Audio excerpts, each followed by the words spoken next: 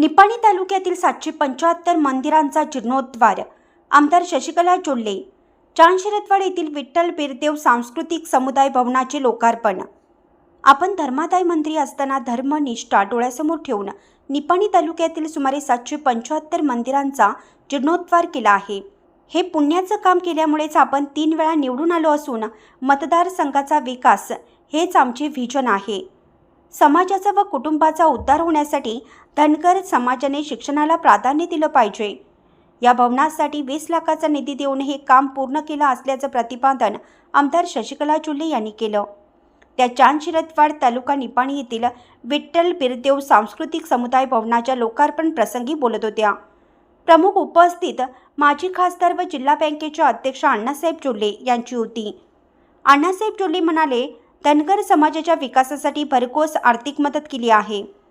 मंदिराच्या पुढील कामासाठी आणखी निधी देणार असून समाजाच्या मुलांना शिक्षणाच्या मुख्य प्रवाहात आणण्याची गरज असल्याचं सांगितलं.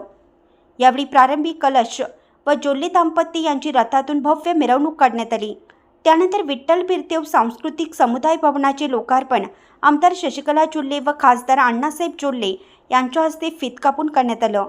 आयोजित कार्यक्रमाचं उद्घाटन झाडाला पाणी घालून मान्यवरांच्या हस्ते करण्यात आलं. उपस्थितांचं स्वागत संजय पाटील यांनी केलं. त्यानंतर जोल्ले दाम्पत्य व मान्यवरांचा सत्कार विठ्ठल बन्ने, महादेव बन्ने, धोंडीराम बन्ने, अनिल पुजारी व समस्त धनगर समाजाच्या वतीने करण्यात आला. यावेळी अण्णा पाटील, शशिकांत नलवडे, श्रीकांत बन्ने यांनीही मनोगत व्यक्त केलं.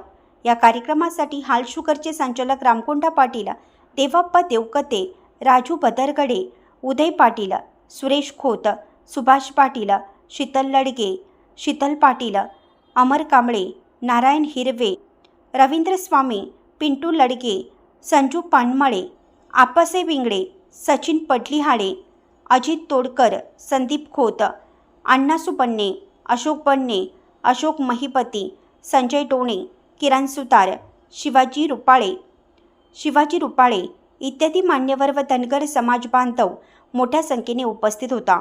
चांदशिरतवाडहून मुख्य संपादक प्रशांत कांबळे.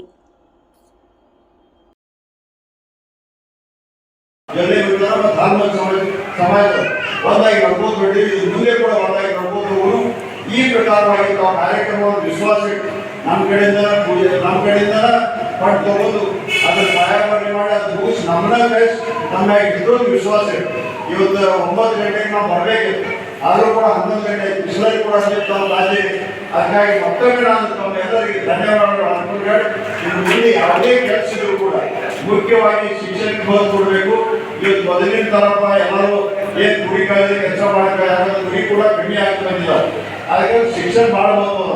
ಈಗ ನಿಮ್ಮಲ್ಲಿ ಯಾವ ಮುಖ್ಯಮಂತ್ರಿಗಳಾಗಿದ್ದಾರೋ, ಅಲ್ಲಿ ಇರ್ತಕ್ಕಂಥ ಕೇಂದ್ರದಲ್ಲಿ ಮಂತ್ರಿಗಳಾಗಿದ್ದಾರೋ, ಸಾಕಷ್ಟು IAS ಆಫೀಸರ್ IPS ಆಫೀಸರ್ ಆಗಿದ್ದಾರೋ, ಮತ್ತು ಮನೆ ತಾನೇ ತಮ್ಮ ಸಮಾಜದವರ ಕಾಗದ ಮೇಲೆ IAS ಪಾಸ್ ಆದರೂ ನೋಡಿರ್ಬೋದು. ಅಂದರೆ ಈ ಪ್ರಕಾರವಾಗಿ ಒಳ್ಳೆ ರೀತಿ ಕಲ್ತಿದ್ರೆ ನಾವು ಒಳ್ಳೆ ರೀತಿ ಆಗ್ರಿ. ಯಾಕೆ ಇದನ್ನೆಲ್ಲ ಹೇಳ್ಬೇಕಂತಂದ್ರೆ ಇವತ್ತು ಒಬ್ಬ ಶಿಕ್ಷಣ ಕಲಿದ ಯಾವ ಮನೆ ನಮ್ಮ ಭಾಗವತದ ನಮ್ಮ ಮಕ್ಕಳಿಗೂ ಕೂಡ ಶಿಕ್ಷಣ ಬಹಳ ಮಹತ್ವ. ಹಂಗಾಗಿ ಮಕ್ಕಳಿಗೆ ಶಿಕ್ಷಣ ಕೊಡಬೇಕು. ಶಿಕ್ಷಣ ಕೊಟ್ಟ ಮಕ್ಕಳಿಗೆ ಇಲ್ಲೆಲ್ಲ ಯುವಕರು ನೋಡ್ರಿ, ಜ್ಯೋತಿ ತಂದವರೆಲ್ಲ ಯುವಕರದಾರ. ಅವ್ರ ಕೈಯಾಗ ನೌಕರಿ ಬೇಕು. ಯಾಕಂದ್ರೆ ಕಲಿಯೋದ್ರಿಂದ ನೌಕರಿ ಮಾಡ್ತಾರ, ಫಲಾನು ಸಂಭಾಳಿಸ್ತಾರ, ಮತ್ತು ನಿಮ್ಮ ಮನೆತನಗಳು ಸುಧಾರಣೆ ಆಗ್ತಾವ. ಹಾಗಾಗಿ ಇವತ್ತು ಸುಮಾರು ನಾವು ನಿಪಾಣಿ ಒಳಗ ನಾನು ಶಾಸಕಿ ಆದ್ಮೇಲೆ ಮತ್ತು ಅಣ್ಣಾಸಾಹೇಬ್ ಜೊಲ್ಲೆ ಗ್ರೂಪ್ ಇರೋದ್ರಿಂದ ಇವತ್ತಿನ ತನಕ ನಿಮಗೆ ಆಶ್ಚರ್ಯ ಅನ್ನಿಸ್ಬೋದು. ಹಲಸಿನ ಸಕ್ಕರೆ ಕಾರ್ಖಾನೆಯಿಂದ ಪ್ರತಿ ವರ್ಷ ನಮ್ಮ ರೈತರ ಮಕ್ಕಳಿಗೆ ಶಾಲಿ ಕಲಿಯಕ್ಕೆ ಅಂತ ಹೇಳಿ 60 ಲಕ್ಷ ರೂಪಾಯಿ ನಾವು ಹುಡುಗರಿಗೆ ಸ್ಕಾಲರ್ಶಿಪ್ ಅಂತ ಹೇಳಿ ಕೊಡೋದು. 3 ವರ್ಷ ಇದು ಕೊಡಾಕತ್ತೀವಿ. ಅದ್ರ ಜೊತೆಗೆ ನಾವು ಅಣ್ಣಾಸಾಹೇಬ್ ಜೊಲ್ಲೆ ಅಂತ ಹೇಳಿ ಅವ್ರ ಹೆಸರು ಮ್ಯಾಗ, ಅಣ್ಣನ ಹೆಸರು ಮ್ಯಾಗ ಒಂದು ಕಾಲೇಜ್ ಕಲ್ತೀವಿ.